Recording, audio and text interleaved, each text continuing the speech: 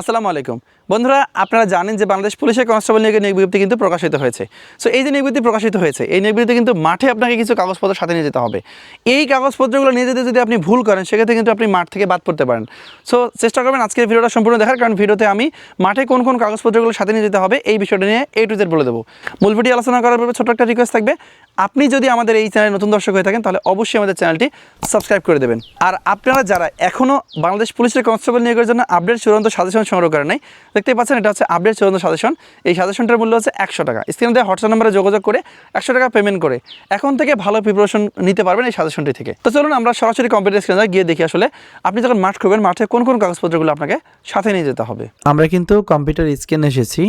তো এখানে দেওয়া আছে প্রয়োজনীয় সনদসমূহের বিবরণ, মানে কোন কোন কাগজপত্রগুলো প্রয়োজন হবে। তার আগে একটা বিষয় আমি ক্লিয়ার করতে চাই, সেটা হচ্ছে ভিডিওর শুরুতে আপনারা এইটা দেখতে পেয়েছেন যে 10,000 পদে পুলিশ কনস্টেবল নিয়োগ। আসলে আমি কেন 10,000 লিখেছি সেটা একটু বর্ণনা করে দেই। তো আপনারা দেখতে পাচ্ছেন, এই দেখেন একটা পত্রিকায় কিন্তু এই বিষয়ে একটা নিউজ প্রকাশ করেছে। 10,000 পদে কনস্টেবল নেবে পুলিশ। এখানে বলে দেওয়া আছে বাংলাদেশ পুলিশ বাহিনীতে নিয়োগ বিজ্ঞপ্তি প্রকাশ হয়েছে। বাহিনীতে বাংলাদেশ পুলিশের কনস্টেবল টিআরসি পদে লোক নিয়োগ করা হবে। সো গত 26 ফেব্রুয়ারি এই নিয়োগ বিজ্ঞপ্তি প্রকাশিত হয়েছে। 5 মার্চ আবেদন প্রক্রিয়া শুরু হবে। পদের নাম ও সংখ্যা: ট্রেনি রিক্রুট কনস্টেবল টিআরসি 10,000, 8,000 নেওয়া হবে পুরুষ এবং 2,000 নেওয়া হবে নারী। সো এইটা দেখেই মূলত আমি ভিডিওর শুরুতে এইটা অ্যাড করেছি যে 10,000 পদে পুলিশ কনস্টেবল নিয়োগ প্রকাশিত হয়েছে। সো আশা করি আপনারা যখন জেলাভিত্তিক তালিকাটা প্রকাশ হবে কোন জেলা কত নিয়োগ করা হবে, তখন দেখলেও একটা আইডিয়া পেয়ে যাবেন। তো দেখেন, প্রথমে কিন্তু এখানে admit card for physical endurance টেস্টের কথা বলা আছে। So admit card for physical endurance টেস্টটা আসলে কি, এই কার্ডটা কি সেটা বলে দিই। সেটা হচ্ছে আপনি যখন অনলাইনে আবেদন করবেন, আবেদন করার পর কিন্তু আপনাকে একটি এডমিট কার্ড দেওয়া হবে, যেটাকে পিইটি কার্ড বলে থাকি। এই কার্ডটার 2 কপি কিন্তু আপনাকে প্রিন্ট করে নিতে হবে, ঠিক আছে? এই কার্ডটা, এই যে বাম পাশের এই কার্ডটার কথা বলতেছি। এই কার্ডটা কিন্তু 2টা কপি প্রিন্ট করে নেবেন, কালার কপি, ঠিক আছে? আর অবশ্যই আবেদন ফর্মের যে কপিটা, আবেদন করার পর যে কপিটা পাবেন সেটা তো আপনাকে রাখতেই হবে।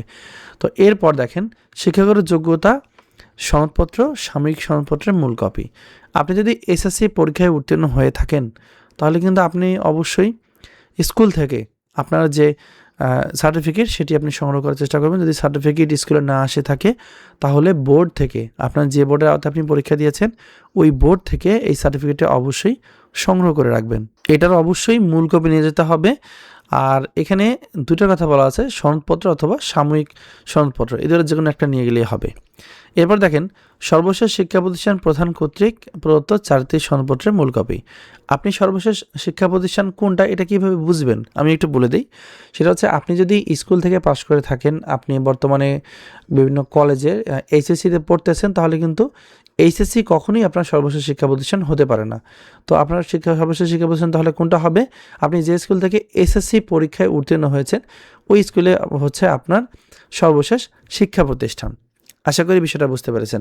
এখন আপনি যদি এইচএসসি পাস করে থাকেন, অনার্সে পড়তেছেন বা এইচএসসি পাস করে বসে আছেন, তাহলে কিন্তু আপনার সর্বশেষ শিক্ষা প্রতিষ্ঠান হবে এইচএসসি যে কলেজ থেকে পাস করেছেন সেই কলেজ। সো সেই কলেজ থেকে আপনাকে এই 4টি সনদপত্রটা সংগ্রহ করতে হবে। এখানে নম্বরটা দেওয়া আছে, দেখলেই আশা করি বুঝতে পারবেন। এটা অবশ্যই মূল কপি নিয়ে যেতে হবে। এরপর ইউনিয়ন পরিষদ অথবা সিটি কর্পোরেশনের নাগরিকত্ব সনদের মূল কপিটি অবশ্যই আপনাকে সাথে নিয়ে যেতে হবে। যেমন আমি এটা অনুরূপ দিয়েছি, আপনারা আপনাদেরটা সংগ্রহ করে মূল কপিটা অবশ্যই সাথে নিয়ে যাবেন। এটা একটু ভালো করে দেখে নেবেন। এরপর দেখেন, অভিভাবক সম্মতিপত্র। এখন এই অভিভাবক সম্মতিপত্রটা কেন প্রয়োজন সেটাকে বলি। আপনি বাংলাদেশ পুলিশের কনস্টেবল পদে যোগদান করলে আপনার বাবা বা মায়ের বা বৈধ অভিভাবকের যাতে কোনো আপত্তি না থাকে, তার জন্য মূলত এটা নেওয়া হয়ে থাকে, ঠিক আছে? সো এটা অবশ্যই আপনাকে পূরণ করে নিয়ে যেতে হবে। আর ডান দিকে অভিভাবক স্বাক্ষর করবে, ঠিক আছে? নম্বরটা দেখে নেবেন। এরপর দেখেন, নিজ জাতীয় পরিচয়পত্রের মূল কপি। এখন ধরেন আপনার জাতীয় পরিচয়পত্র যদি থেকে থাকে, সেটা স্মার্ট কার্ড হোক বা অনলাইন কপি হোক, সেটা কিন্তু আপনাকে নিয়ে যেতে হবে। আর এই জাতীয় পরিচয়পত্র যদি না থাকে, আপনি জন্ম নিবন্ধন কার্ড দিয়ে আবেদন করে থাকেন, সেক্ষেত্রে জন্ম নিবন্ধন কার্ডের কপিটি সাথে নিয়ে যেতে হবে। আর বাবা মায়ের এনআইডি কার্ডের মূল কপিটাও, মূল কপি প্লাস ফটোকপি দুটো নিয়ে যাওয়ার চেষ্টা করবেন। তো এরপর সত্যায়িত 3 কপি পাসপোর্ট সাইজের ছবি। তো দেখেন, পাসপোর্ট সাইজের ছবির সাইজ হচ্ছে 4 সেন্টিমিটার গুণন 5 সেন্টিমিটার। সো এই সাইজের ছবি আপনাকে 3টা পাসপোর্টের ছবি নিয়ে দিতে হবে। অবশ্যই চেষ্টা করবেন এই যে ছবিটা এটা অবশ্যই সত্যায়ন করার চেষ্টা করবেন, ঠিক আছে? আর পরীক্ষার সময় আপনি অবশ্যই কলম, জ্যামিতি বক্স, পেন্সিল, স্কেল, ক্লিপবোর্ড এগুলো অবশ্যই সাথে নিয়ে যাবেন। এগুলো কিন্তু প্রয়োজন হয়। সো এই কয়েকটা জিনিসই আপনাকে সাথে নিয়ে যেতে হবে। তবে ছবিগুলো এখানে সরকারি কর্মকর্তা কর্তৃক 3 কপি পাসপোর্টের রঙিন ছবি সত্যায়নের কথা বলা হয়েছে, এটা অবশ্যই সাথে নিয়ে যাবেন। আর একটা বিষয় বলবো, এই যে কাগজপত্রগুলো আছে এগুলো কিন্তু আগে থেকেই ভালো করে আপনার যে মানে ধরেন যেটা কোড ফাইল আপনি আগে রেডি করে রাখবেন, বা ট্রান্সপারেন্ট যে ফাইলগুলো আছে সেগুলো রেডি করে রাখবেন, যাতে করে ভিতরে কী আছে এটা বাইরে থেকে দেখা যায়।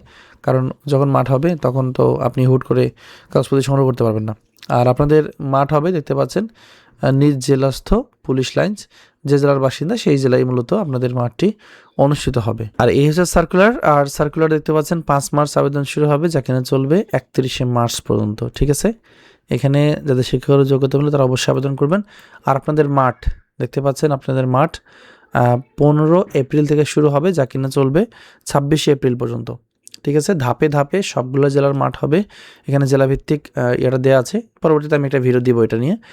আশা করি আপনারা ততক্ষণ পর্যন্ত আমাদের চ্যানেলের সাথে থাকবেন। আর যারা এখনও বাংলাদেশ পুলিশের কনস্টেবল নিয়োগের জন্য আপডেট চূড়ান্ত সাজেশন নেন নাই, হ্যাঁ, তারা অবশ্যই সাজেশনটি সংগ্রহ করে এখন থেকে ভালো করে আগে প্রিপারেশন নেবেন, তারপর কিন্তু মাঠে যাবেন, ইনশাল্লাহ ভালো কিছু হবে।